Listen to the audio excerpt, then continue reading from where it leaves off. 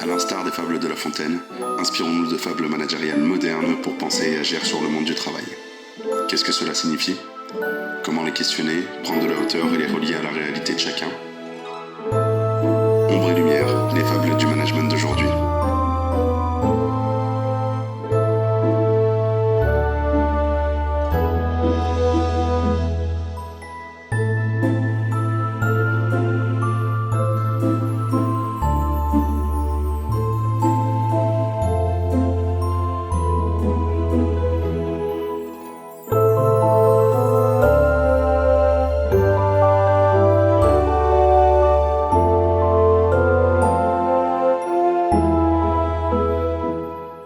Merci beaucoup d'être ici aujourd'hui donc pour notre deuxième épisode donc de notre web-série Ombre et Lumière, les fables du management d'aujourd'hui. On est ici aujourd'hui accueillis par Alstom. La plupart d'entre vous le savent puisque vous êtes dans vos locaux. Mais donc on remercie vraiment aujourd'hui Christian Roth qui a permis l'organisation aujourd'hui de cet événement, et puis vraiment une spéciale dédicace à Gaël Amgar, sans qui rien n'aurait été possible. Ça a été notre bonne fée pour cette organisation, donc vraiment merci beaucoup. Donc Ombre et Lumière, c'est un contenu qu'on a créé, conçu, Alliance et Territoire, en partenariat avec Thierry Pic, qui est professeur à l'EM Lyon et cofondateur d'Hack4Talent, avec qui on travaille dans le cadre d'Alliance et Territoire depuis déjà 2 ans ensemble. On a créé différents formats, et celui-ci est un nouveau format qui a démarré donc en novembre l'année dernière. C'est un format en 5 épisodes, donc une web-série qu'on enregistre à chaque fois dans une entreprise du réseau, qui est ensuite diffusée une semaine plus tard sur YouTube et qui est ensuite accessible sur toutes les plateformes de podcast. Donc je vous dis ça parce que si jamais vraiment vous dites ça a été super riche, mais j'ai besoin de le réécouter, de le réentendre, ce sera disponible dans une semaine sur les plateformes de podcast, donc vous pourrez le réécouter au plaisir. Ce format-là, il a vraiment été pensé pour inspirer dans le cadre du réseau et partager des témoignages de dirigeants et de dirigeantes qui sont basés sur le bassin lyonnais, et donner accès en fait aux collaborateurs du réseau à ces parcours qui sont singuliers. On est vraiment parti du principe pour ce format-là de pouvoir faire témoigner des dirigeants qui ont développé un modèle de management singulier, responsable, vraiment en partant du principe que derrière toutes les grandes aventures managériales, il n'y a pas simplement des histoires personnelles, mais il y a aussi tout un ensemble d'éléments, de facteurs qui vont au-delà de l'incarnation individuelle, et c'est ce qu'on va essayer là pendant 1h15 ensemble de pouvoir mettre en lumière, et c'est le cas de le dire, et ça via 2 temps.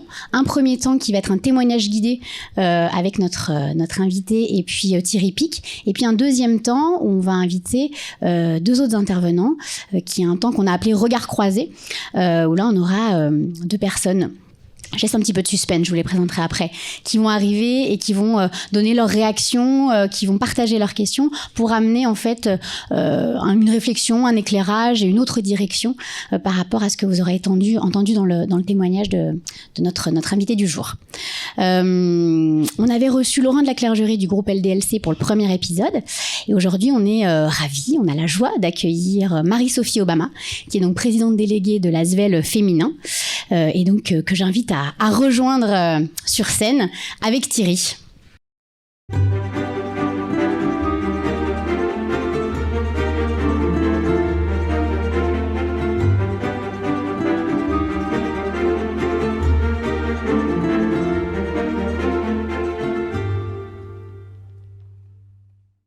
Bien, bonjour à tous, merci de votre présence. Donc aujourd'hui, on va vous inviter à emprunter des chemins de traverse et faire un détour dans un univers assez différent du vôtre, puisque ce sera celui du sport de haut niveau. Et en même temps, on va bien évidemment parler management, leadership. Alors l'idée effectivement de cette séquence, c'est bien sûr de vous présenter en tout cas une organisation face à ces enjeux, mais aussi la trajectoire et le parcours, les croyances, les présupposés, les hypothèses de la présidente de cette organisation. Donc ça, c'est la partie ombre, et ce qui nous permettra évidemment de parler aussi du positionnement assez innovant de cette organisation, et ça, ce sera la partie lumière.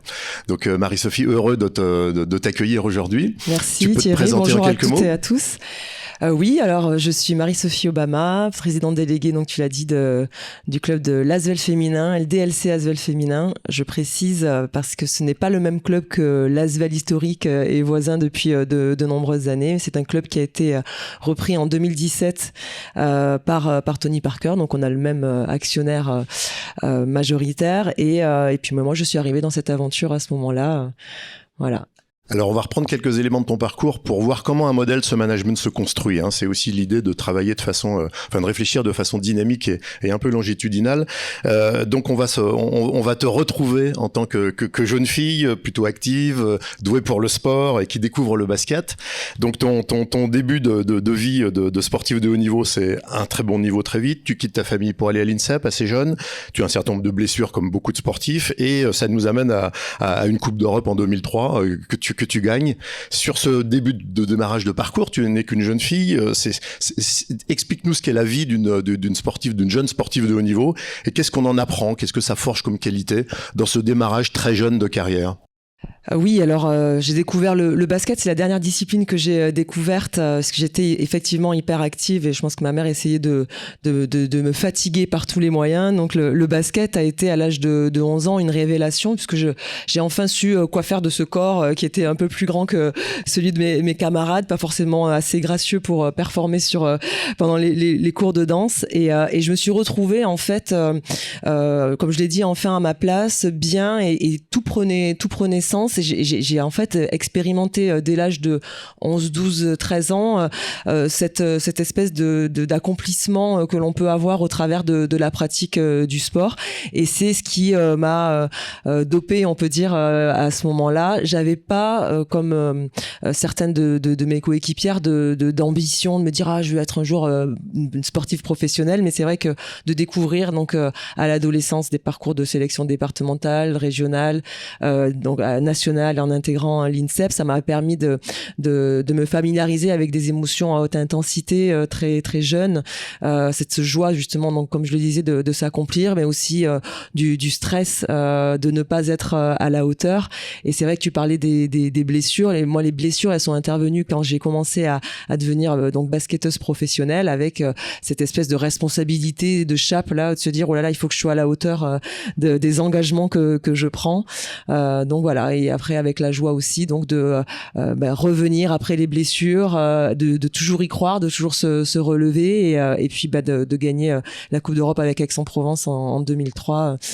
Voilà. Et le déracinement et la découverte de cet environnement un peu particulier qu'est l'INSEP, qu'est-ce que tu en gardes aujourd'hui ? Alors c'est assez formidable parce que c'est vrai qu'on à l'adolescence, donc nous au basket, on intègre l'INSEP à l'âge de 15 ans à peu près.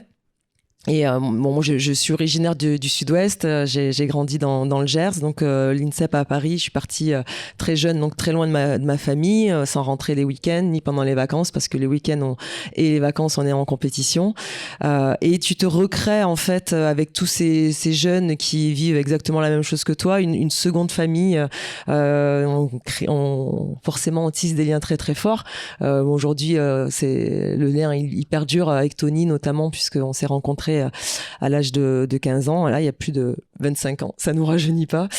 Et puis tu apprends aussi, et c'est des choses qui servent après dans le management, à te positionner dans un groupe, alors, enfin, de manière complètement inconsciente, hein, mais à savoir aussi comment est ta place, comment tu peux trouver ta place, comment tu peux t'exprimer, réussir à exprimer sa singularité tout en se fondant aussi dans un collectif, puisque le sport collectif l'exige. Donc c'est assez structurant, mais aussi très très formateur, quoi. Alors ensuite, ta carrière de sportif de haut niveau professionnel cette fois-ci, en club, ta deuxième partie de carrière est marquée par un certain nombre d'événements, certains voulus, certains subis. Tu nous en donnes quelques exemples et tu nous expliques un petit peu. Il connaît bien. Alors, oui, alors un événement voulu qui n'était pas du tout cohérent au regard de comment dire, ma carrière sportive, et qui a parfois été pas forcément bien compris, mais c'était d'avoir un enfant à l'âge de 24 ans. Donc on venait juste de gagner la Coupe d'Europe avec Aix. J'étais à nouveau appelée en équipe de France, et avec mon compagnon à ce moment-là, on décide de faire un enfant. Voilà, c'est pas forcément ce que l'on rencontre comme type de parcours à l'âge de 24 ans, mais ça a été l'occasion pour moi aussi de m'accomplir en tant que femme, et puis de revenir après au niveau. Donc après les blessures, revenir d'une grossesse, ça a été même plus compliqué, plus difficile. Et puis c'est vrai que j'ai eu un accident de vie assez marquant. Donc quand j'avais repris en 2006, donc 2 ans après mon accouchement, j'ai eu un souci de santé qui m'a paralysé des membres inférieurs pendant ma carrière. Donc voilà, j'étais rentrée pour les fêtes de Noël auprès de ma famille, et je me suis retrouvée le 25 décembre allongée sur un lit d'hôpital sans savoir si j'allais pouvoir remarcher, mais avec et je pense que c'était pas conscient à ce moment-là, mais aujourd'hui je mesure à quel point en fait la formation que j'ai connue au travers du sport de haut niveau m'a donné une force de résilience incroyable, puisqu'à ce moment-là, quand le neurologue m'annonce que peut-être je resterai paraplégique à vie, je me suis dit ok, on verra alors pour les Jeux paralympiques, on verra. Enfin, j'étais vraiment déjà dans le rebond, et pas du tout catastrophée en fait par la nouvelle qui venait de m'annoncer. Comment on revient à cette résilience? Comment on peut l'expliquer? Comment on explique ces rebonds après des parcours de vie, voilà, des accidents et puis des situations de vie qui forcent à revenir? À chaque fois tu reviens, à chaque fois tu reprends ta carrière. Qu'est-ce qui pousse? Quel est l'ingrédient? Je pense que c'est peut-être aussi une question de caractère.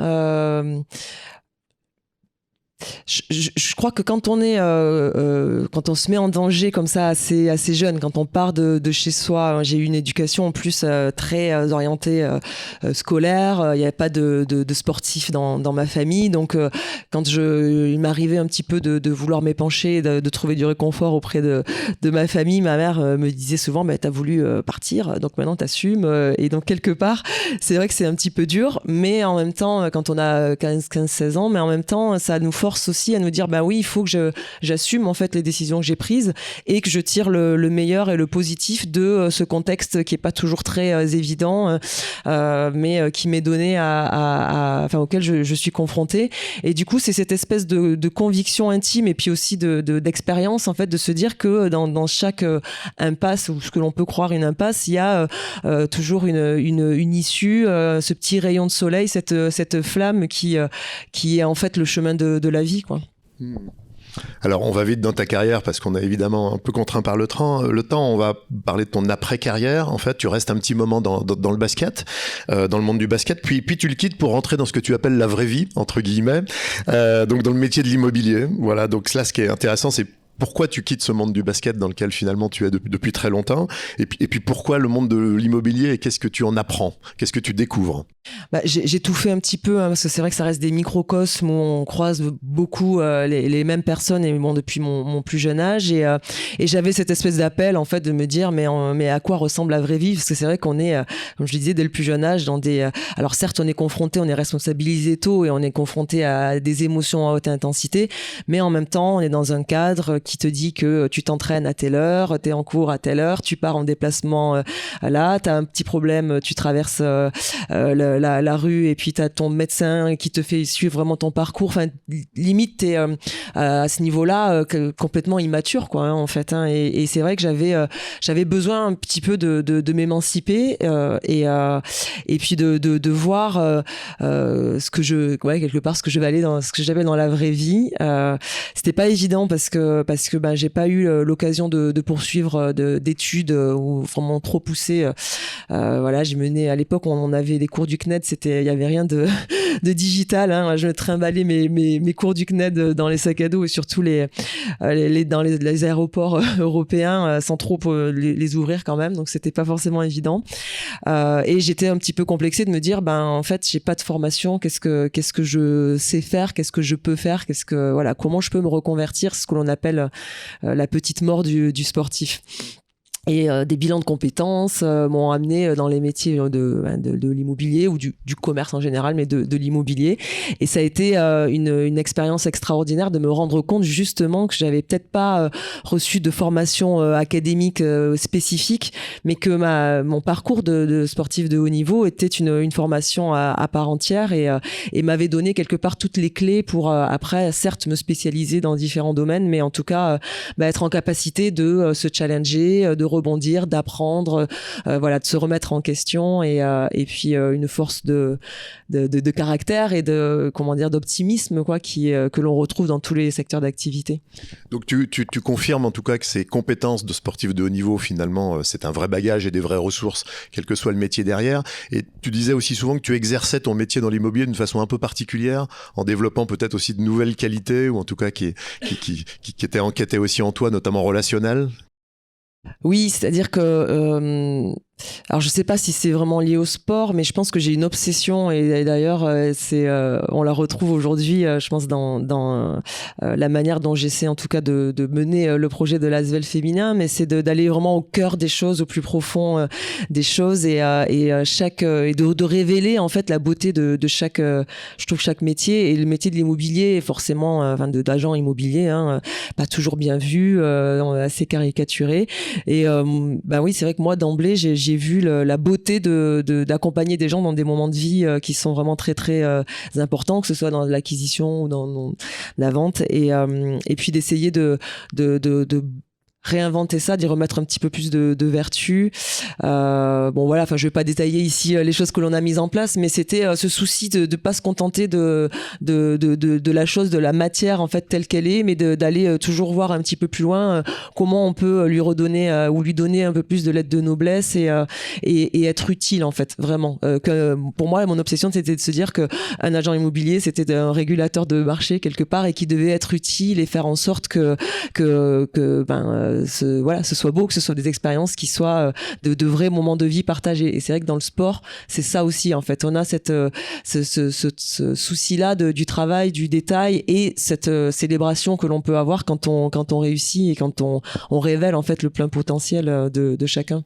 Donc le travail, embellir aussi, et puis les moments clés dans l'immobilier ou dans le sport qui marquent le sport. Alors en parlant de moments clés, on se retrouve en 2016. Il y a un coup de fil qui va changer la suite de ta carrière. C'est quoi ce coup de fil ? C'est Tony, donc que j'avais quitté 2 mois auparavant, parce que c'est vrai que Tony Parker, voilà, qui donc on est resté amis depuis nos jeunes années. On se voyait plus pour faire la fête ou passer du bon temps. Et c'est vrai qu'au mois d'octobre 2016, il m'appelle et il me dit tu sais que je t'avais parlé de mon projet de reprendre aussi un club féminin, puisqu'il avait repris l'Asvel 2 ans auparavant. Et donc c'est bon, ça avance et je veux que tu sois ma présidente déléguée. Voilà, donc à l'époque je vivais dans le Gers, je connaissais pas du tout le territoire lyonnais, j'avais jamais géré d'entreprise, j'étais sortie du milieu du basket depuis quasiment 10 ans, donc pour dire je savais même plus qui est-ce qui évoluait en première division, enfin j'étais vraiment sortie de tout ça et c'est assez rigolo parce que j'avais fait un rêve prémonitoire justement juste la veille qui m'appelle où justement il me confie ce genre de mission, donc il y avait une espèce d'appel là, de la vie encore, mais bon j'ai paniqué, je me sentais pas capable de relever le défi et voilà. Et qu'est-ce qui te fait dire oui finalement, puisque tu as dit oui, évidemment tu serais pas là sans ça. J'ai dit oui, gros suspense. Ce qui m'a fait dire oui déjà, c'est qu'il m'a pas laissé le choix. Si on en parlait du management à la Tony Parker, on te pousse dans le vide. Non, mais c'est vrai qu'il m'a dit donc de suite j'ai paniqué, j'ai dit mais attends, j'ai jamais géré d'entreprise, mais je sais pas et je connais pas Lyon, et bon j'avais à peu près ce débit là quoi quand il m'a appelé et il m'a dit écoute je te laisse bégayer, je te rappelle dans 10 minutes, et puis après quand il m'a rappelé il m'a dit de toute façon j'ai pas de plan B ni de plan C, donc soit on le fait ensemble, soit je le fais pas. Et ce qu'il y a d'intéressant dans ça, c'est que ça m'a déconnecté en fait de mon nombril et de mon enjeu personnel, et j'ai basculé dans la mission en fait limite d'intérêt général en me disant mais je peux pas, parce que je doute de moi, faire en sorte que le basket féminin ne profite pas de cette opportunité là qui lui était donné. Et puis aussi le côté un peu, comment dire, la tendance que j'avais à souvent me saboter. Cette fois-ci, je me suis dit, écoute, t'as pas confiance en toi, mais lui te fait confiance, et c'est justement parce que tu as peur qu'il faut y aller, quoi. Et d'utiliser, ça a été ma première vraiment expérience, ou le déclic de me dire, la peur que je peux avoir et le manque de confiance que je peux avoir doivent être le moteur pour justement faire ce pas en avant et y aller, quoi. Alors tu arrives en mars 2017, tu reprends les éléments de ton arrivée, donc tu as quitté le monde du basket, tu connais pas l'environnement lyonnais, tu connais personne sur place, tu as jamais pas dirigé d'entreprise, tu arrives avec l'étiquette aussi de la parachutée, hein, y a un peu ça aussi, une entreprise, une organisation qui va mal sur le plan financier, dernière ex-aequo au classement, voilà, un climat pas très positif avec un entraîneur qui vient d'être limogé, et puis des joueuses qui sont démotivées. Elles savent pour la plupart qu'elles feront pas partie de la suite du projet. Bah voilà, comment tu prends un sujet de ce type-là? Comment tu fais quand tu débarques dans cet environnement? Comment tu fais quand tu te retrouves au milieu de l'océan avec des requins de partout et que tu sais pas nager? Ouais, c'est vrai que c'était... Alors on est arrivé en cours de saison, hein, donc en mars 2017, il restait 2 mois à peine de championnat, donc le club classé 0, enfin dernier ex-aequo. J'avais pas d'expérience de gestion d'entreprise. On commence à me présenter des bilans, des machins, des clients qui viennent, enfin des prestataires qui viennent réclamer le paiement de factures sans contrat en face. Enfin, c'était vraiment le chaos. Et puis là, comment on fait? On aborde les choses pas à pas. Comment dire, avec humilité. On se retrousse les manches. C'est vrai que j'étais seule à ce moment-là. Enfin, il y avait juste un salarié au club, et puis on prend les problèmes les uns après les autres. Et d'abord, le souci premier, c'était de recréer en fait de la cohésion et remettre de redonner de la consistance à l'instant présent que le sportif pouvait vivre.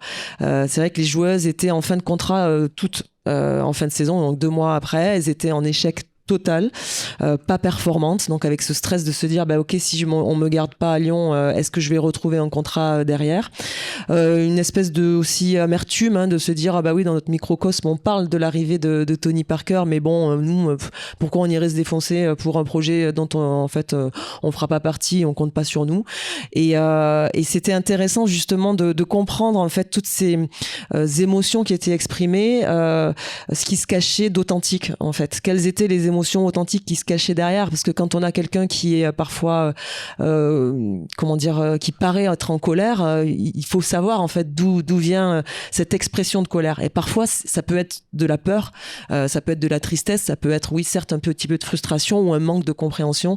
Donc le management individuel a trouvé toute sa place là, de vraiment déjà faire connaissance avec chacune et chacun, de comprendre en fait quels allaient être les leviers qui allaient nous permettre de transformer cette situation, et puis aussi d'être dans un discours de transparence et de sincérité totale, en se disant effectivement peut-être que tu feras pas partie de l'aventure, mais en fait aujourd'hui, là, maintenant, connaissance que ça représente, en plus d'être un sportif professionnel, c'est dire que moi j'avais le souci de leur dire qu'à chaque moment, à chaque jour qui commence, on a une opportunité de transformer une situation qui paraît complètement perdue en une opportunité de rebond, en fait, un tremplin, et en redonnant du sens, et avec ce retour aux fondamentaux. Et le retour aux fondamentaux du club aussi a été de demander à l'entraîneur qui avait permis d'accéder au club, d'accéder au plus haut niveau, de venir nous aider dans une espèce de mission, d'opération commando pour sauver quelque part le club de la relégation. Donc s'appuyer sur des objectifs individuels et une fierté individuelle pour recréer un collectif, s'appuyer sur les fondamentaux, ce que tu dis aussi, et puis des primes, ça aide un peu dans ces situations-là ou... Tu me provoques. Non, mais justement, c'était important de remettre l'humain au cœur de tout ça, et donc on arrive tout début mai, donc 2 mois après la reprise du club, au match décisif, puisqu'on est resté dernier ex-aequo, donc avec des matchs où on performait, d'autres où c'était à nouveau compliqué, donc il fallait à chaque fois apporter de l'attention, essayer de remobiliser, créer du collectif. C'est vrai que c'est long, hein, et le match du 2 mai 2017, on joue contre l'équipe d'Angers Angers et 2 jours auparavant, donc les deux équipes classées dernières, le vainqueur reste en première division et le perdant est relégué.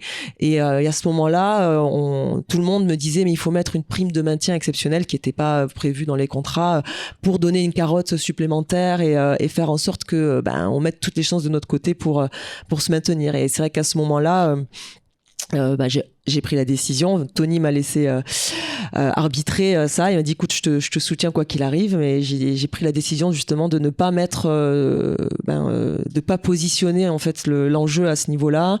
Je voulais pas pour les filles parce que justement on avait parlé de valeurs qui étaient fondamentales, qu'elles se disent que elles avaient obtenu ce maintien parce que elles allaient avoir une prime de 1 000 euros ou 1 500 euros derrière. Et puis nous, je voulais pas non plus qu'on commence notre aventure en ayant acheter entre guillemets parce que ça reste assez indirect, mais notre maintien, et il fallait que les valeurs que l'on avait mises au centre soient triomphent à ce moment-là et que on commence en fait notre aventure comme on méritait de la commencer.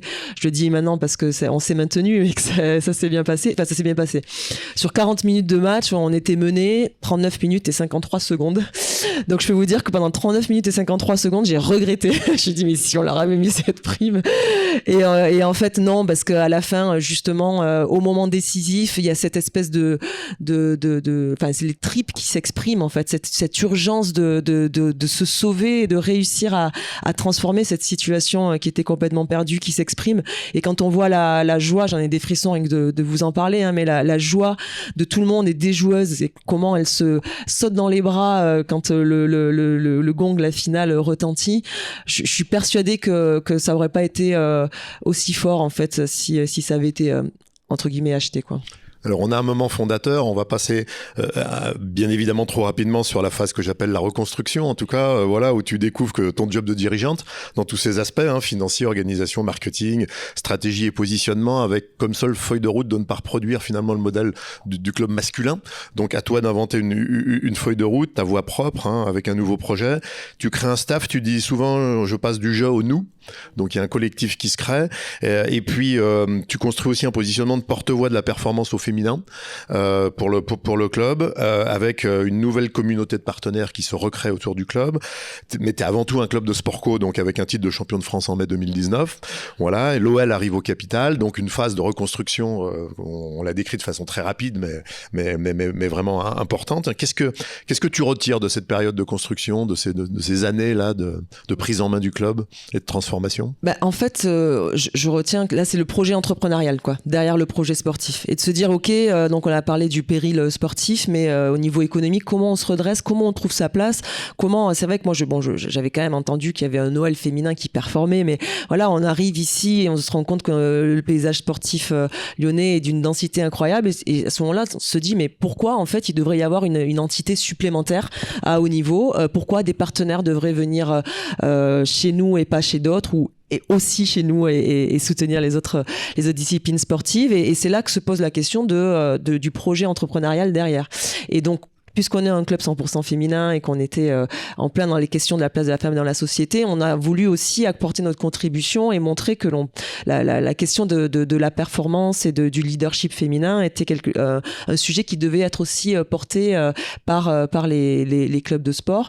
Et puis parce que ça a été aussi mon expérience personnelle de quelque part standardiser ou d'essayer de faire en sorte que les partenariats que l'on noue, on parlait plus de sponsoring à cette époque-là, mais les partenariats que l'on noue avec les entreprises qui nous accompagnent devaient être gagnant-gagnant, et qui est vraiment un transfert en fait et d'expérience, d'expertise du management et en tout cas d'ouverture totale de ce que on peut produire au niveau du management du sport de haut niveau à destination justement de nos partenaires pour légitimer aussi quelque part et faire en sorte que ce soit du gagnant-gagnant, quoi.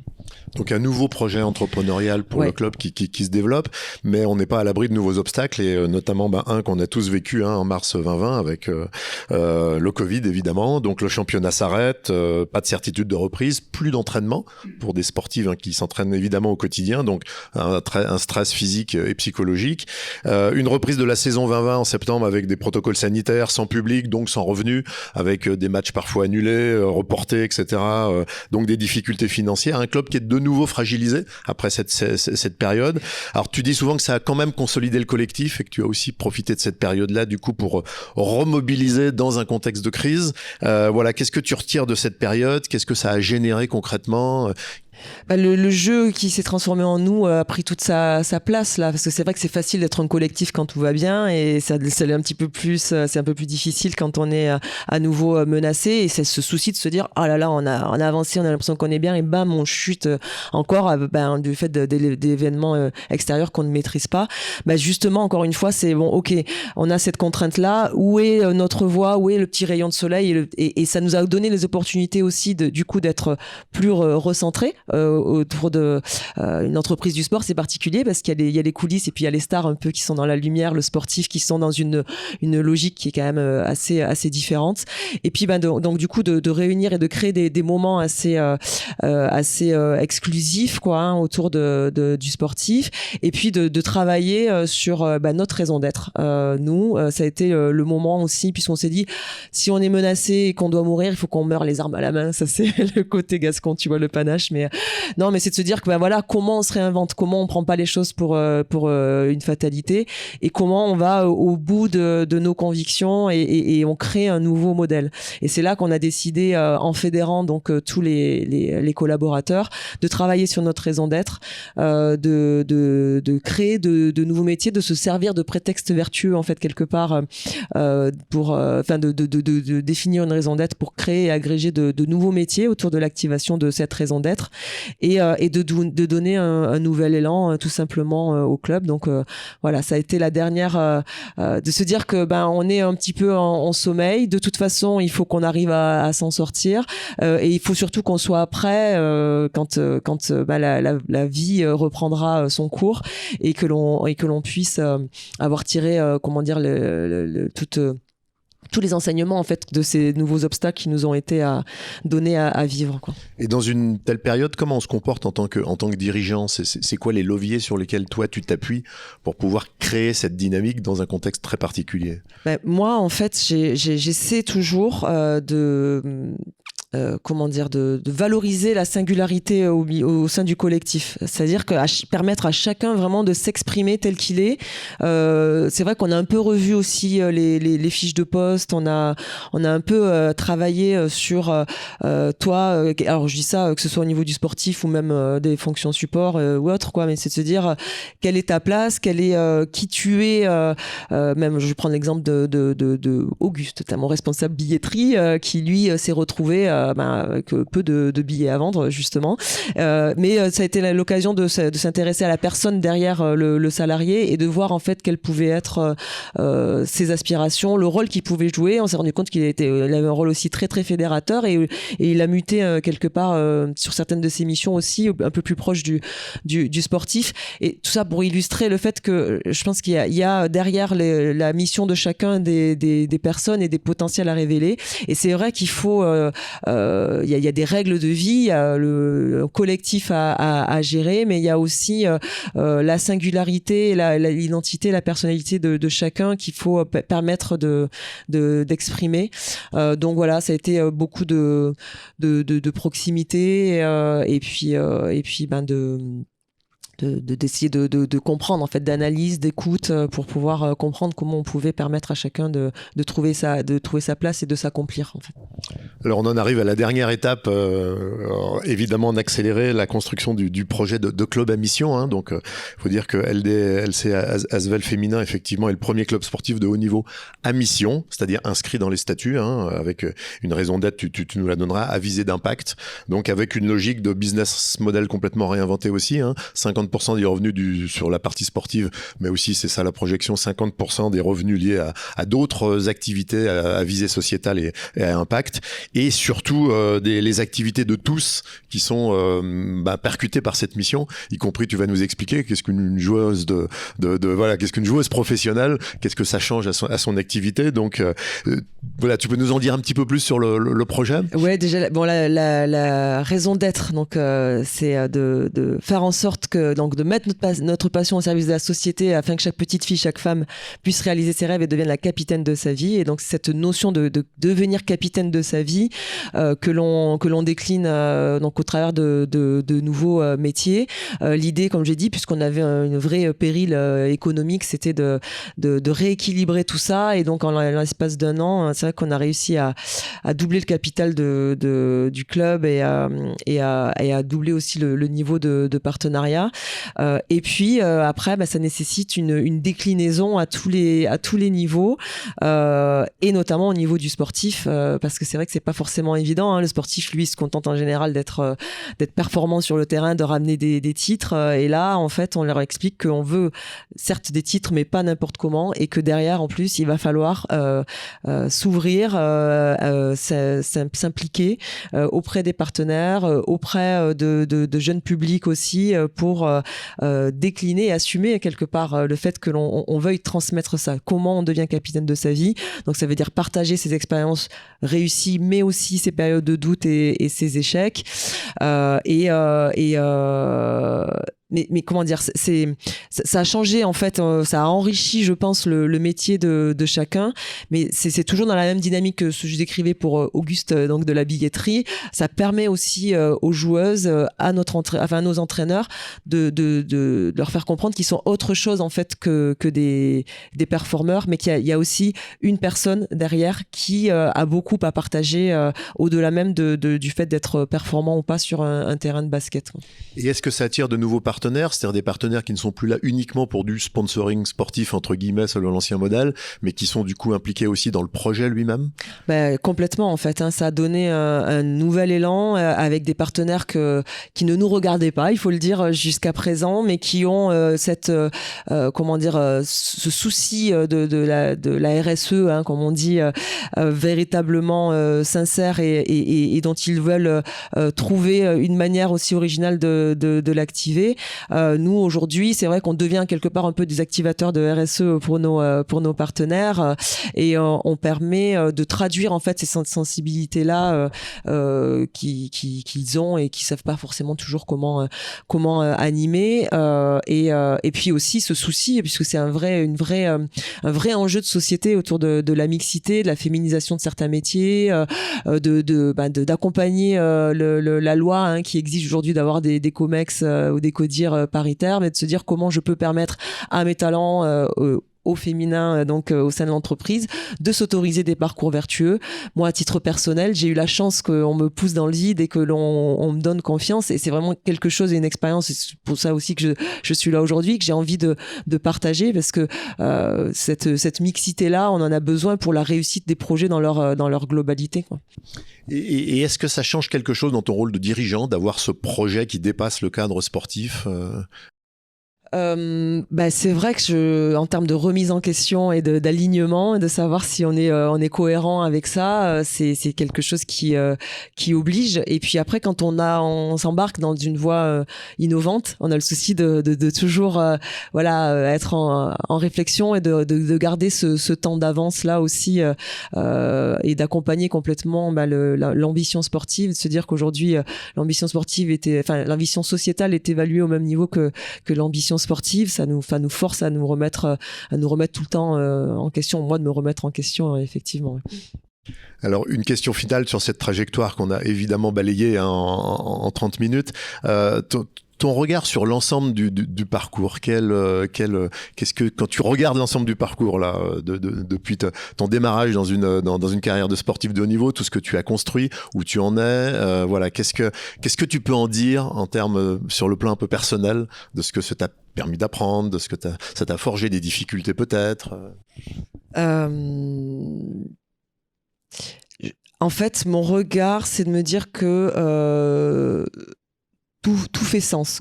C'est-à-dire que les moments, et je vais surtout parler des moments difficiles en fait, où on se retrouve confronté à des épreuves que l'on ne comprend pas toujours, que l'on peut vivre d'une manière, avec un sentiment d'injustice, ou ces espèces de démotivation que l'on peut avoir, ou l'impression que ce que l'on fait, ça n'a pas de sens. Je suis toujours en train de peut-être un peu trop me torturer aussi, mais il y a un moment, il y a toujours ce moment assez magique dans la vie où justement ça prend sens.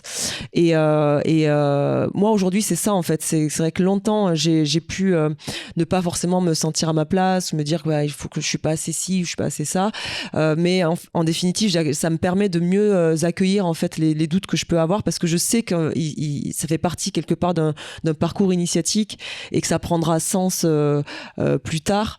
Donc voilà, c'est plutôt ça, et je suis plutôt contente et assez heureuse en fait de me dire qu'à 40 ans je suis plutôt bien dans mes baskets et heureuse du sens en fait que j'essaie de donner tous les jours à ma vie. C'est plutôt chouette.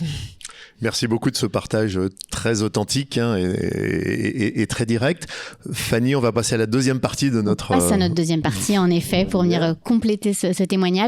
Donc, comme je vous le disais, des regards croisés. Donc, je vais inviter sur scène Flavie Rollin et Pascal Croiset qui vont nous apporter leur regard qu'on a appelé générationnel et latéral.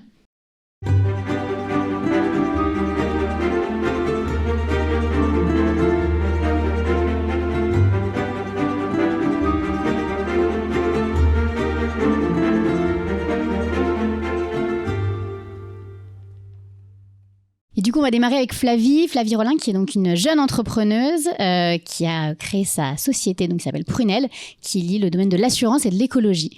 Donc, on va lui laisser la parole. Bonjour à tous. Je suis un petit peu embêtée parce que du coup, j'ai un petit peu préparé le point en relisant votre parcours, etc.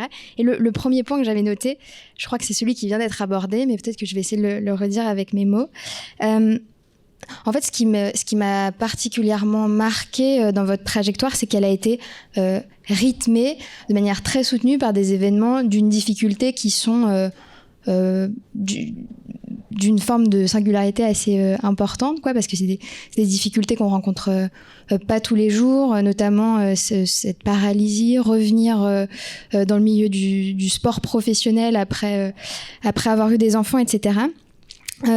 C'est des difficultés qui sont potentiellement très marquantes.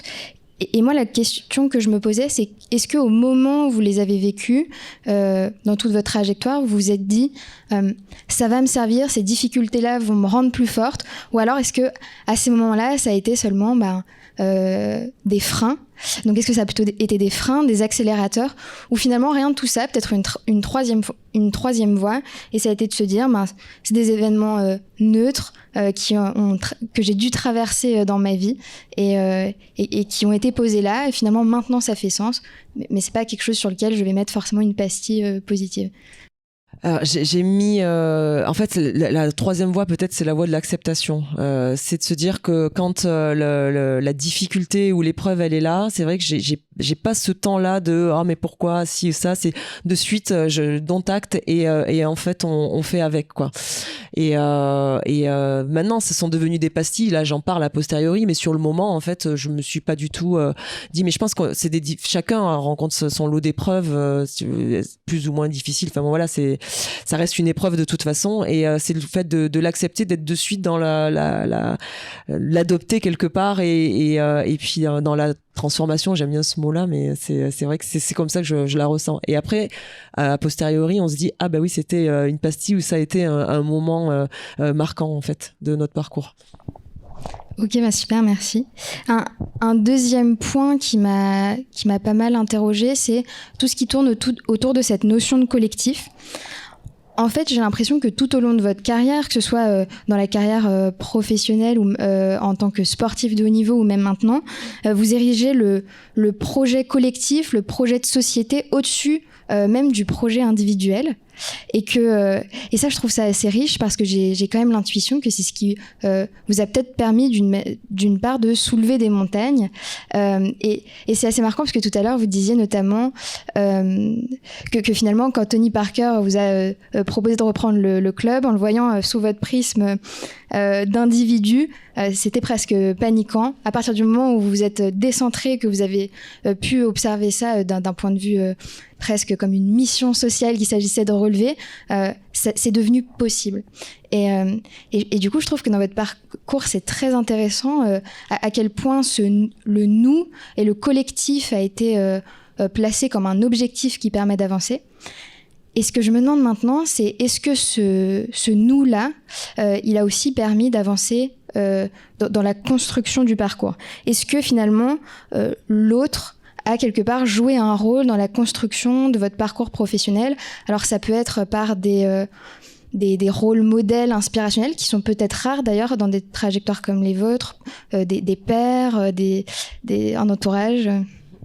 Ouais, l'inspiration, je l'ai souvent trouvée en dehors de mon domaine à moi de prédilection. Ça reste ça aujourd'hui aussi, hein. C'est vrai que quand je suis arrivée en 2017, je me suis pas retournée naturellement vers les autres clubs de ligue féminine de basket, mais plus notre environnement, l'écosystème et les parcours assez géniaux des femmes ou des hommes chefs d'entreprise ou pas, et en me disant ben voilà, si je devais faire le parallèle moi aussi dans mon domaine d'activité, qu'est-ce que j'en retirerais, mais sinon le collectif, c'est vrai que c'est l'attention que j'essaie, la nuance et l'attention peut-être que je sais pas si je l'ai trop partagé, mais la nuance que j'essaie de mettre aujourd'hui et l'attention que j'essaie de porter, c'est que ce collectif-là, c'est sûr qu'il peut vraiment porter et il peut permettre de se dépasser individuellement quand on a une cause qui nous habite et qui est plus importante, mais il peut aussi écraser en fait l'individu et les initiatives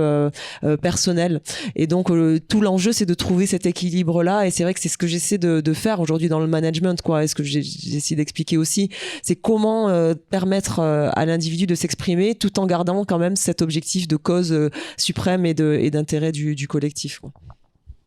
Ok, non mais c'est très intéressant, et notamment ça m'intéresse beaucoup toutes ces notions d'inspiration et comment en fait quand il n'y a pas forcément 10 personnes à vous qui ont fait la même chose, c'est possible d'aller puiser à droite à gauche d'autres manières de se nourrir en fait. Moi c'est une problématique que j'ai pu rencontrer dans l'entrepreneuriat, en plus dans l'assurance, en plus jeune, etc. De comment en fait on trouve des sources d'inspiration qui peuvent être un petit peu ailleurs, quoi. Donc, merci. Et un dernier point qu'on n'a pas peut-être directement abordé là, mais que j'ai trouvé en baladant un petit peu sur le site, etc. C'est le constat finalement qui amène à poser la raison d'être du club, qui est que la performance féminine, aujourd'hui, elle n'est pas valorisée et reconnue, et qu'il y a une inégalité de traitement dans le sport, par exemple, que le basket féminin est moins mis en avant, etc. Est-ce que déjà, ça, je fais fausse route en disant ça, ou c'est quelque chose que vous validez? Oui, c'était quand on est dans la situation dans laquelle on était nous en 2017. Alors sans même parler de mon expérience avant en tant que joueuse, hein, les différences que l'on a, ne serait-ce qu'au niveau de l'économie du sport féminin par rapport au sport masculin, la médiatisation, tout ça, voilà, même si ça a tendance un petit peu à bouger, ça reste quand même, les disparités restent quand même très très importantes. Et puis quand moi je suis arrivée en 2017 avec une situation financière cata, et qu'on essaie de justement faire la démarche, aller trouver des sponsors, on se rend compte de fait que le basket féminin ou le sport féminin n'intéresse pas de la même manière, et que des sports à forte audience. Donc il y a ce constat qui se fait, qui est de fait, et cette espèce de sentiment d'injustice aussi, où on pourrait dire ouais, c'est injuste, et pourquoi, en fait, de se dire mais comment, ok, on transforme ça, comment on réinvente les modèles, comment on peut associer aussi, parce que je me suis rapprochée de pas mal de réseaux de femmes chefs d'entreprise ou autres, et on se dit que quand on observe un petit peu, il suffit juste de regarder un petit peu autour de soi, la problématique, on la retrouve dans d'autres domaines d'activité. Il y a plusieurs postures à avoir. Soit on est dans une posture victimaire ou militante et puis on met le feu aux poudres, voilà. Ou soit on se dit comment on peut faire en sorte justement de mieux travailler ensemble, d'apporter un regard qui reste positif et qui soit constructif pour faire évoluer les choses et que ça profite aussi à notre situation et à notre projet, quoi.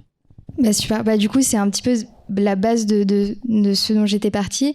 Et je trouve que c'est très intéressant de ce frein-là, de l'avoir transformé presque en moteur finalement pour l'organisation que vous incarnez aujourd'hui. Et en fait, oui, il y a quelque chose que vous avez mentionné là, mais le constat qu'on fait, c'est que ce qui est valable dans le monde du sport, c'est aussi valable dans d'autres instances dirigeantes et de manière générale dans tous les lieux qui sont dits de pouvoir. Et par exemple, j'ai quelques chiffres sous la main là. Il y a 1% de l'espace médiatique qui traite les sujets économiques qui est couvert par des femmes. 88% des startups qui lèvent des fonds sont des équipes exclusivement masculines. Et donc tout ça, c'est des réalités. Et donc il y a un vrai enjeu de société aujourd'hui qui est de réussir à faire émerger une société qui est plus mixte et qui invisibilise pas la performance des femmes, les femmes de manière générale, et tous les corps de métier dans lesquels elles sont surreprésentées. Et c'est un sujet qui, évidemment, doit être pris en compte par les entreprises, par toutes les entreprises, qui sont en fait des parties prenantes de la société, qui, à ce titre-là, ne sont donc pas neutres et doivent porter des transformations sociétales. Et moi, je trouve ça vraiment très intéressant de faire se retrouver le sport de haut niveau et les entreprises plus classiques sur ce sujet-là, parce que c'est vraiment une problématique qui leur est commune. Et je pense que vous incarnez très bien ces deux mondes-là et vous réussissez à les mettre en résonance de façon assez juste. Merci beaucoup. Juste pour rebondir sur ça, l'obsession derrière aussi, c'est de faire en sorte que le sport joue son rôle dans la société. Aujourd'hui, les acteurs du sport doivent se responsabiliser pour porter des enjeux de société majeurs. Moi, je crois beaucoup. On n'est pas dans un modèle à l'anglo-saxonne, avec des fans de partout et puis une économie du sport qui joue sur des droits télé à outrance, du merchandising, du machin et tout ça. Aujourd'hui, la culture française, je pense, exige des entités sportives qu'elles embrassent aussi, qu'elles embrassent les sujets de société majeurs, et on le voit avec le Qatar et tout ce qui a tourné autour de l'écologie et puis de l'impact social en fait de cette Coupe du Monde. Donc voilà, c'est aussi l'engagement militant, on va dire, en faveur de la société de l'ASEL féminin que je veux porter, quoi. Super, merci beaucoup. Puis ce qui est valable du coup juste pour les organisations sportives, l'est en fait tout autant aujourd'hui pour les entreprises. Donc le parallèle est vraiment intéressant. Merci Flavie. On va passer maintenant la parole à Pascal Croiset, qui est donc consultant en transformation, qui accompagne les organisations, notamment via tout ce qui va tourner autour de l'intelligence collective. Et je vais donc te prêter mon micro. D'accord, merci. Moi aussi, je suis embêté, pas exactement pour les mêmes raisons que toi, mais parce que j'ai trouvé dans votre histoire, et Thierry nous avait passé des documents, on n'a pas pu vous voir avant, mais vous êtes revenu dans votre échange sur les éléments qu'il nous avait donnés. Moi, j'ai trouvé votre aventure porteuse de beaucoup d'enseignements, fort en management, en direction d'entreprise, et la difficulté était de trouver lesquels. Donc j'ai essayé de me concentrer sur les deux qui me semblaient les plus importants, et en fait c'est ceux qui... j'ai été attiré dessus par un paradoxe, c'est-à-dire que ce que j'ai vu en première lecture, c'est que finalement ce que vous avez posé en tant que dirigeante me semble être un contre-pied total par rapport à ce qui a fait votre réussite initiale, c'est-à-dire les codes du haut niveau et du sport de haut niveau. Alors voilà, peut-être je vous prête des choses que voilà, vous ne pensez pas du tout, vous me le direz éventuellement à la fin, mais c'est le propre des grands auteurs, ça, de permettre aux lecteurs de projeter leur propre histoire. Et donc j'ai rapidement dire ce qu'étaient pour moi ces codes du haut niveau, que vous auriez, c'est pas simplement vous être inspiré d'autre chose, mais d'avoir su vous affranchir. Et puis on n'est pas là pour faire le procès du haut niveau, surtout pas, mais si j'évoque ça, c'est parce que beaucoup d'entreprises en fait reprennent ces codes du haut niveau alors qu'elles sont pas justement dans le sport de haut niveau. C'est quoi pour moi ces deux codes fondamentaux? Et là vous êtes la mieux placée, hein. Il y a Thierry qui a tutoyé le haut niveau dans sa jeunesse, mais vous avez fait plus que le tutoyer. Ces deux grands codes pour moi sont les suivants. Le premier, c'est pas la performance, ça vous appartient pas, pas vous. Le sport de niveau, ça lui appartient pas, mais c'est l'hyperfocalisation, non seulement sur la performance, mais sur une performance. C'est-à-dire être champion d'Europe, gagner le championnat, voilà. Et ça fait partie du jeu. Et c'est ce qui fait qu'on réussit, j'imagine, dans le haut niveau. On le voit tous les jours, hein, les sportifs qui disent non, tous les matins, je me lève avec l'idée que on va être champion du monde en 2023. J'espère qu'enfin, on va l'être en rugby. Donc, vous voyez, cette première idée-là, qui est une hyperfocalisation sur une performance. Et la deuxième, c'est une lecture de l'environnement compétitif. Je perds, tu gagnes, en gros. Je veux dire, c'est quand même assez structurant et dominant dans cet univers. Bon, très bien. Bon, on pourrait longuement parler du sport de haut niveau, mais c'est pas le sujet. Admettons que ça marche dans ce domaine-là, hein, ces deux repères structurants. Il se trouve que, je pense, on peut ou pas le partager, mais que c'est des repères dominants aussi dans le monde des organisations.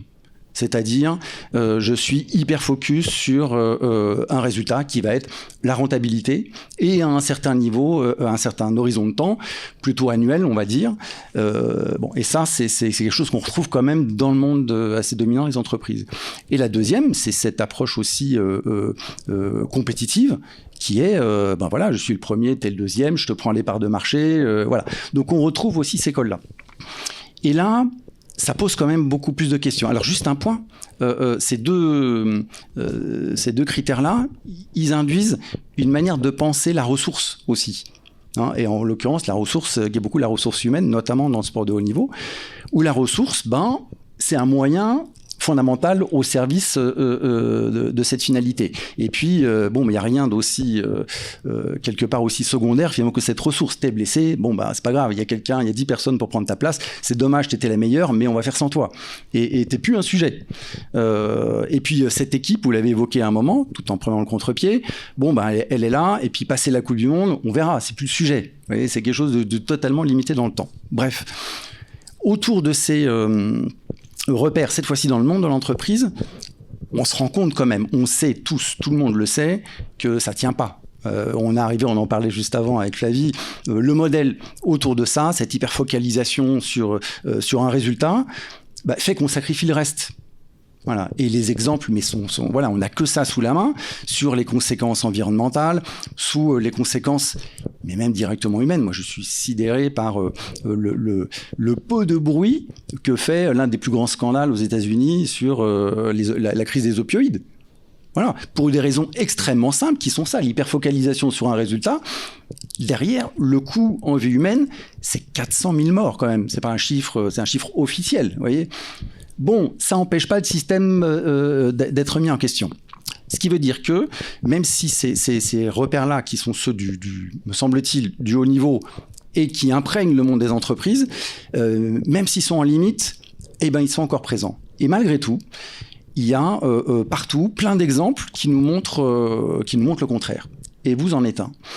Et du coup, on peut peut-être aussi, et on va juste le redire comment vous l'étiez, mais ce qui va être intéressant en termes de marketing, si vous voulez, de cette idée, c'est que là, on a quelqu'un qui vient du haut niveau, du sport de haut niveau, qui est dans le business du sport de haut niveau, et qui vient par son action, peut-être je me trompe, mais c'est ma lecture, nous dire non, mais en fait, il faut qu'on échappe à ces codes-là.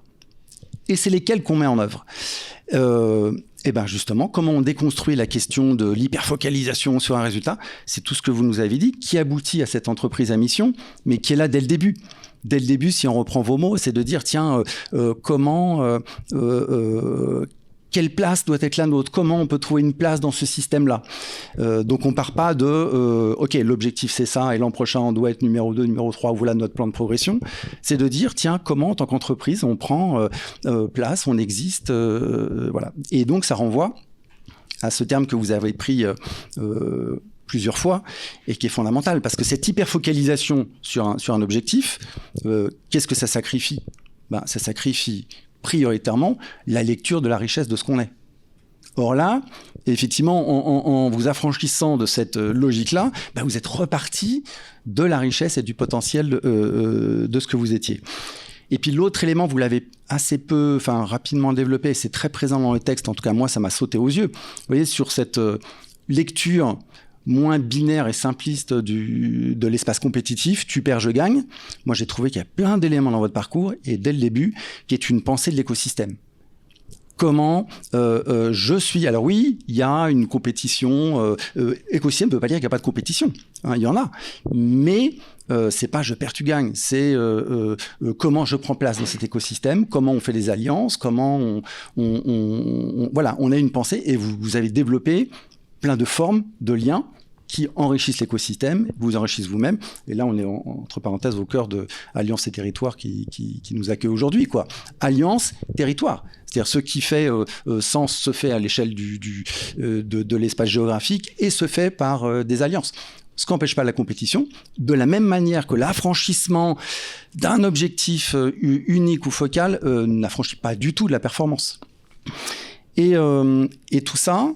voilà, donc vous l'amenez, et ce faisant, parce que quand même si je projette ce que j'ai lu, je suis parti d'une phrase qui était dans le texte, que vous avez redit un petit peu tout à l'heure, mais en enlevant un mot qui est pour moi le plus important.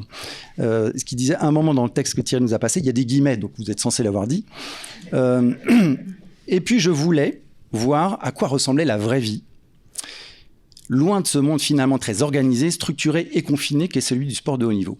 Le mot le plus important pour moi, c'est pas tant organisé et structuré, parce que vous êtes organisé et structuré, simplement vous l'êtes d'une manière un peu plus intelligente aujourd'hui, mais c'est confiné. Et en échappant à cette hyperfocalisation sur un objectif, une finalité, une mesure, qu'est-ce qu'on fait ? On déconfine l'esprit, on l'invite à penser autrement ce qu'est la forme de l'organisation, et ce faisant, qu'est-ce qu'on déconfine ? C'est la vie. Et la vie, c'est effectivement... Et quand vous dites retrouver la vraie vie, ce que je trouve, ce que vous faites dans l'organisation, c'est de ramener la vie dans l'organisation. Et ce faisant, on se rend compte à ce moment-là, quand on déconfine cette organisation, toute sa puissance. C'est ça dont vous parlez, vous voyez, en permanence. C'est la puissance, mais pas pareil. La puissance, on peut le prendre de deux sens, quoi. Le sens physique, c'est-à-dire le flux d'énergie. Ok, j'ai un flux d'énergie... Ou alors on le prend, comme notre ami Aristote, qui lui voit les choses en puissance. Comment je regarde, lui il prend l'exemple du bloc de marbre, il dit ce bloc de marbre en puissance c'est une statue, telle statue, pourquoi pas. Là il y a une lecture de l'existant, du corps social, de tout un tas d'assets qui forment votre singularité et qui font la vie, parce que cette expression de puissance, elle fait l'émergence. Et ce qu'on voit aussi dans votre histoire, justement, on a un métier, mais ce métier n'est pas réduit à un objectif, il s'inscrit dans une raison d'être et il permet l'éclosion d'autres métiers. Enfin, voilà, tout ce que vous décrivez, c'est ce que donne la vie lorsqu'on redonne la vie dans l'entreprise. Je finis par un point, peut-être un petit peu moins... pour moi, c'est fondamental. Vous voyez, même ces éléments-là, même si on peut être vite lyrique autour, ils sont très techniques. Est-ce que ou pas votre boîte elle est gérée par une finalité dominante autour d'un taux de rentabilité par exemple, ou est-ce que c'est une des composantes de l'équation du dirigeant? Ça change tout. Mais je voudrais finir par un élément qui est ce par quoi tu as presque fini, je crois, Thierry, oui, il y a ces grandes dimensions là, grande vision de l'entreprise, mais tout ça n'est rien si ça ne s'appuie pas ou si c'est pas en résonance avec des éléments de système. De solutions opératoires, opérationnelles. Et tu évoquais le cas et forcément, vous y êtes hypersensible, puisque l'élément, et vous l'avez appelé acte fondateur, c'était cette histoire de prime, ce match, et autour de la question de la prime. Mais derrière ça, c'est toute une pensée du système de management. C'est très outils, modalités, process, pratique. Sauf que c'est ou pas en lien avec une certaine pensée de l'entreprise. Alors ça peut être très bien, c'est déjà un grand saut d'avoir un dirigeant qui dit non mais moi les gens à qui je travaille sont là-dedans, il y en a plein. Notamment, je prends l'exemple d'une banque. J'étais assez étonné quand le DG de la banque, une banque régionale mutualiste, dit non mais ok, la rentabilité, puis 2 autres critères de mesure de la performance économique d'une banque, ok, ça c'est notre standard. C'est pas la finalité. C'est le moyen pour quelque chose. Ça, c'est déjà un premier niveau. Mais si derrière, tu mets pas en place un système de management qui vient soutenir, qui vient permettre, qui met pas en tension par rapport à cette finalité-là, ça ne tient pas, ça s'évapore. Et donc, et c'est là où, je finirai peut-être là-dessus, moi j'ai cru à un moment que cette histoire du en même temps était un progrès. Vous voyez, dans la capacité justement à sortir d'un focus ou d'un unique objectif. Sans rentrer du tout dans la politique, il m'apparaît aujourd'hui que ce en même temps, c'est au contraire un énorme piège. En tout cas, ça élude la vraie question qui est celle du et qu'on trouve chez vous. Toi, moi, nous. Mais pour ça, il faut apporter des réponses. C'est pas simplement, c'est en même temps toi, en même temps toi, en même temps toi. Et puis au final, c'est l'arbitraire qui sort. Non, c'est comment on fait pour faire toi, et toi, et toi, et toi, et moi. Et là, il faut fabriquer des solutions, fabriquer des systèmes. Et donc, il y a ce lien, et que je trouve vous incarnez, à la fois déjà donc, dans la capacité à penser des repères fondamentaux d'entreprise, et puis derrière, aller pas simplement les incarner en termes individuels, mais aussi à les emmener aussi sur le plan quotidien, opératoire des modalités. Et si j'avais une question, à part est-ce que je me suis complètement trompé sur mon rapport ou mon analyse sur le parallèle avec le haut niveau, et la deuxième, ça serait, mais Thierry, tu l'avais un peu posé, à l'exemple de cette histoire de prime, est-ce que vous voyez dans les éléments opératoires un peu clés de votre modèle qui sont facilitants de cette pensée de l'entreprise, c'est-à-dire qui font qu'au final, alors pareil, on dit ouais, non mais on fait ça, c'est normal, il faut qu'on soit simple, il faut qu'on soit clair, sinon on n'est pas compris, sinon les gens sont perdus. C'est n'importe quoi. C'est pas vrai du tout. Dans la vraie vie, on a la capacité à poser des modèles et des repères qui sont pas binaires et dans lesquels les gens, si on les met pas en tension, se retrouvent et sont à l'aise avec l'incertitude, à l'aise avec la peur, à l'aise avec l'inconnu. Il n'y a pas de problème avec tout ça. C'est la vie. Donc il n'y a pas de problème. Il faut juste penser les éléments de repère qui font qu'on est à l'aise. Voilà, la question, ça pourrait être, est-ce que vous voyez quelques éléments de repère comme ça, un peu structurants dans vos organisations, qui aident les gens à y naviguer voilà. Merci. Merci. Ça tourne. Alors, si, l'élément de repère et la colonne vertébrale aujourd'hui qui est assez extraordinaire, c'est notre raison d'être et la grille d'évaluation que l'on va mettre autour de la raison d'être. En fait, la manière dont on a fait évoluer ces grilles d'évaluation là. Qu'est-ce que vous voulez dire par grille d'évaluation ? En fait, je veux dire, pour parler du sportif, puisque c'est plus certainement plus concret. Si on reste dans une analyse un peu binaire ou en tout cas on se focalise sur la performance. Et c'est assez vrai ce que vous dites, mais je pense que c'est un premier niveau de lecture, de se dire est-ce qu'on se focalise ou est-ce que tu perds, tu gagnes et tout ça, c'est un premier niveau de lecture. Mais si on se concentre sur ça et qu'on va se dire par exemple dans notre recrutement ou dans le fait de choisir de garder ou pas une joueuse, on regarde que sa ligne de statistiques, le nombre de jours où la tendance qu'elle a à être blessée ou pas, est-ce qu'elle a son pourcentage de réussite à 3 points, combien prendre rebond par match et tout ça, on est dans ça là, c'est ce côté primaire que l'on retrouve peut-être un petit peu trop encore. Mais nous, aujourd'hui, on rajoute à ça des éléments qui sont peut-être plus difficiles à analyser, mais qui sont en lien avec notre raison d'être, quoi, sur le savoir-être, sur le parcours de la personne avant, sur ses aspirations après, sur l'engagement qu'elle peut avoir avec, ou elle a pu avoir au niveau associatif ou autre, et puis un entretien bien précis qu'on lui fait passer pour savoir si elle rentre en fait dans cette philosophie-là ou cette approche peut-être plus globale en fait de ce que peut être la performance. Et quand on évalue, les résultats sont évalués de la même manière que l'investissement dans cette mission sociétale que l'on a et l'engagement que l'on peut avoir avec nos partenaires. Mais pour revenir à ce que vous disiez sur l'analyse du sport de haut niveau et le parallèle que l'on peut faire avec le monde souvent très exigeant et concurrentiel de l'entreprise, je pense, ça dépend du niveau de conscience, mais si on est honnête, tout est une question d'authenticité. C'est vrai qu'on a tendance à résumer ça par j'ai perdu des parts de marché, j'ai gagné ou perdu un match, et il faut qu'on se concentre sur le match de dimanche contre Montpellier. J'espère qu'on va gagner. Mais voilà, bien sûr, mais en vrai de vrai, si on est très honnête et qu'on va chercher les choses un petit peu plus en profondeur, on se rend compte qu'au final, on n'est rien seul, que notre performance de dimanche, elle va dépendre aussi du niveau de performance et de ce que va nous renvoyer notre adversaire, qui nous permet d'être meilleur. Et en définitive, cette élévation-là qui permet à chacun de grandir et qui nous permet nous-mêmes d'être meilleurs dans un collectif. Dans ce que je dis à mes joueuses, c'est on t'a choisi pour tes qualités, mais aussi pour tes défauts parce qu'ils sont complémentaires en fait des qualités et des défauts de l'autre. Et c'est lever des tabous, être honnête avec soi-même aussi, être suffisamment sincère et authentique pour reconnaître qui l'on est dans ses aspects positifs comme dans ses aspects négatifs. Et en tant que, je pense, dirigeant aussi, c'est savoir se poser les vraies questions et d'aller suffisamment en profondeur sur la remise en question de ce que l'on produit. Est-ce que au final, c'est sûr que c'est fatigant de faire c'est plus facile de piloter avec des chiffres, quoi.